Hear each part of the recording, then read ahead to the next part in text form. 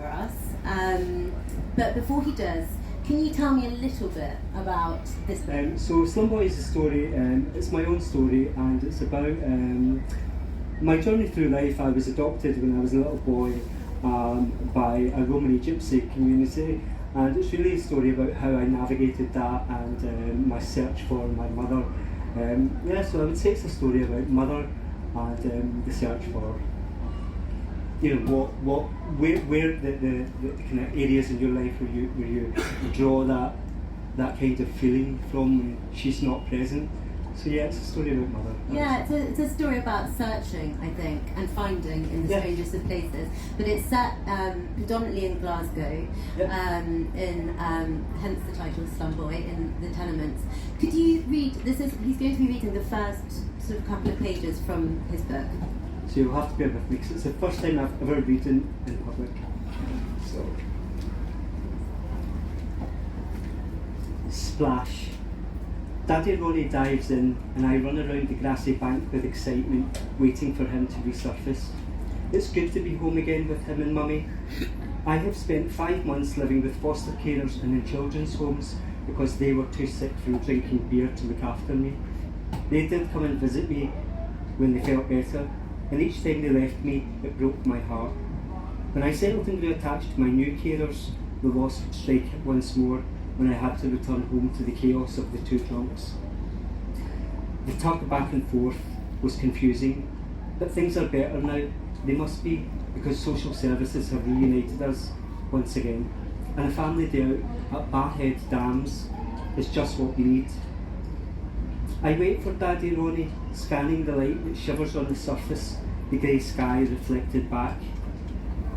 Rah! He roars, breaking through the dark water, having hidden under it for what seemed an eternity. I let out a roar of delight back as he splashes my entire body. His blonde hair glistens and ribbons of water rush down his shoulders. I'm holding an empty crisp packet, tight in my hand like a trophy. It swells with murky water and tadpoles. Ronnie carefully scooped them out of the shallows for me earlier. Mummy is sitting on the grass with other men. She is happy. I'm going to take a drink, sorry. Excuse me. She is happy, chugging beer and talking loudly, using those big sweary words she loves. Fucking shit and cunt. Ronnie smiles at me as I lean towards him in the water. You be careful, he sings, holding out his arms in case I slip into the mire. When he is sure I'm steady on my little legs, he wipes his hands down his face and over his nose, expelling the water out of him, before clasping his hands together like he is in prayer.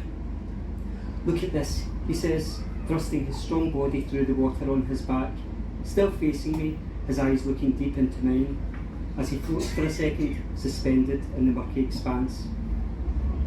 His shining face contorts as he twists and spins, turning onto his front. His freckled arms push him far out into the reservoir. I watch with pride as the water fragments behind his body and he speeds away under a cloud of midges. I run back to Mummy, stepping over Daddy Ronnie's jeans, trainers and Celtic football top that lay heaped on the grass like a shed skin. She is performing, playing the fool for the men. Her arms are animated and mocking them, and they love the show. I push the tadpoles into her face, and still laughing, she opens the crisp packet, and we peer inside to see the soup of newly emerged tadpoles and frog spawn writhe in a panic in their plastic shiny prison. A faint pong of salt and vinegar mixed with dirty salt water rushes up her nostrils, and Mummy makes a yuck face, crinkling up her small round nose and black eyes. Fuck's sake, she says, snapping away her head to dodge the stink. The men laugh harder at her. When the hilarity settles, she pulls me to the side, and with a roll-up cigarette hanging from her mouth, she lifts me into my buggy and clicks me in with straps. Time to go home, she says through the side of her mouth, careful not to drop the precious fag. I'm too big to be riding in a buggy, but it's a long way back. Plus, it helps Mummy balance when she's tipping from beer. I'm getting my shoes pushed onto my feet, the blue ones that my real daddy's sister, Aunt Ellen, had sent from South Africa. I have one shoe on, when one of the men jumps up and rushes towards the water. Mummy turns to see what's happening. "Hoi, Ronnie! Ronnie! Ronnie!" a man shouts as he runs into the reservoir, cutting the amber-coloured water with his hands and wading out deeper and deeper towards a body bobbing up and down in the spring sun. It takes Mummy a few seconds to realise what she's looking at, as if her eyes are playing tricks on her. She blinks hard, forcing her drunken gaze to reset. When it does, her expression sobers in an instant and becomes frightening. It's the same face she makes when she's in a rage, a million demons all at once, framed by a now ghostly white complexion. "No, get him out! Get him fucking out!" she shrieks. I slam my hands over my ears, crushing a cold wet crisp packet into my face. I can feel the tadpoles wriggle against my cheek. The rest of the men leap into the water and start shouting while Mummy runs around in a panic. Back and forward she goes, towards the edge, then back to me. "Mummy!" I scream with terror as she falls to her knees in front of me, her head slamming into my lap. I try to grab at her hair with my one free hand, the other still clutching the packet of wiggling jelly, but I miss as she jumps back to her feet and starts running around again. The men pull Ronnie closer and closer to dry land. He is half floating and half submerged. They drag him up onto the bank and lay him flat out. A man slaps his face trying to wake him. "Ronnie, man, Ronnie, come on, Ronnie, come on." But Ronnie McKelvey, the man that Mummy made me call Daddy, is gone. She shakes his torso, her pointy yellow nails digging deep into his flesh. "Oh, for fuck's sake, somebody get the police," she pleads with her face up to the sky for amplification. A man runs off to find help, while another lurches towards me, grabbing my buggy and spinning me around violently in the other direction. I twist and turn, screaming into the bushes that now face me. I tug at my straps that hold me to my seat. I need to see the scene. I need to see that Mummy is safe. I hear the panic, the cries for help, Mummy screaming, and the men shouting. Thank you so much, Ronnie.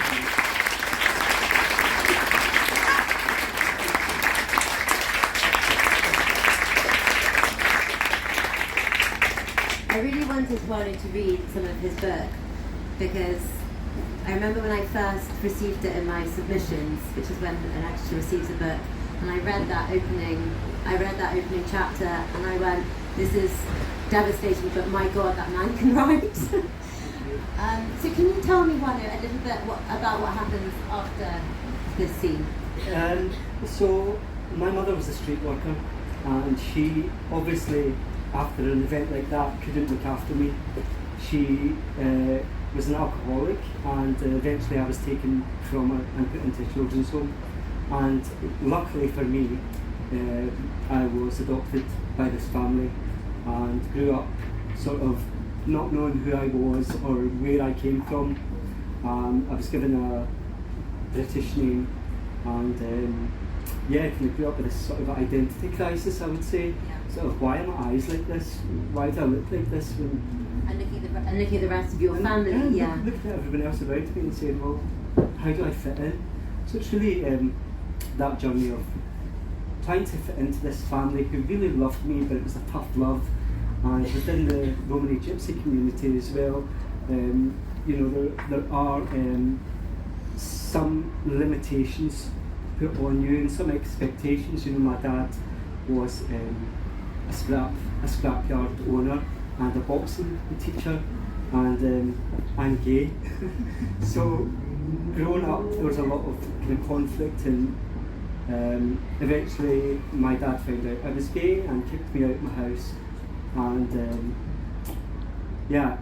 from there I went in search of my birth mother while I was on the streets of Glasgow, and I think those years of my life were just fundamental to who I am today, because I learnt so much, sort of being on my own, away from this kind of bubble wrap of the gypsy community. And I met my mum and lived with her for 2 years, and you'll see what happens in the end. I'm not going to give the story away, but it's tragic. It's a tragic ending, but I think it's a really inspiring story as well. Because initially the working title was Lucky, and I myself always feel like I've had a really lucky life, Romilly, because I wouldn't change it for the world, because if I had those experiences and come through those experiences, I wouldn't be sitting here today with this amazing lady and supporting these other amazing people. So yeah. Sorry, I know almost not my teeth out. I was so drawn into Juano. And tell me. So also thank you for that. Tell me a little bit about the process of writing it and how that was. So I started writing with my amazing partner David. We wrote a screenplay based on just the section of this story where I left home and searched for my mum, and it got picked up by the amazing Sophie Fiennes, who's an amazing documentary filmmaker. And she passed it on to somebody else, and this amazing person has now taken it. And the writing process was difficult because a lot of times you have to relive the story, especially the early stuff. And I had to go back through adoption records where there's like 200 pages of adoption records, some of the stuff, and pictures and photographs, photographs and accounts of what my mum had told me as well. So the story's built like that. It's kind of like a jigsaw piece. It's like when you're adopted, you grow up and you think, well, I'm this image, but half of the image is missing, and then you go back and you meet your adopted. Luckily for me, I did get to go back and meet her, and some more of the jigsaw gets put together, and then I got my adoption records, and you go through them and you go, oh my god, yes, the picture becomes complete. And that's what it was like writing this. It was about really going back and piecing everything together. I think if you turn to the final page, we actually have a drawing. Can you talk to, this is in you'll find this in your bags, but there's a drawing that Juano did when you were, I think I was about 5 or 6. And could you just tell me a little bit about that drawing? So while I was in this particular children's home in Glasgow, the social workers encourage you to express, your past and try and prepare you for the journey ahead, whether it be going into foster care or going into an adopted family. So they make you use, what you have as a child, crayons, and they made me draw photographs, made me draw my memories basically. And this became an obsession for me, because drawing became, I used to draw my mother's face over and over again because I had no other way of remembering this, holding on to her visual. She was gone from my life, so I drew and drew and drew, and I work as a portrait artist now, and I've had an amazing career with that. I've just been working with Naomi Campbell, but yeah, drawing as a child was just fundamental. And when I was raised by my adopted family, they were like, well, no, drawing's just a hobby, you have to work in the scrapyard, or you have to become a boxer. And I just wanted to paint my mum's face, But yeah. It's a really powerful drawing. It's of the scene that he read from the very beginning. Yeah, so. Well, thank you, Juano. Juano's going to stay on the stage because we're going to bring another author up.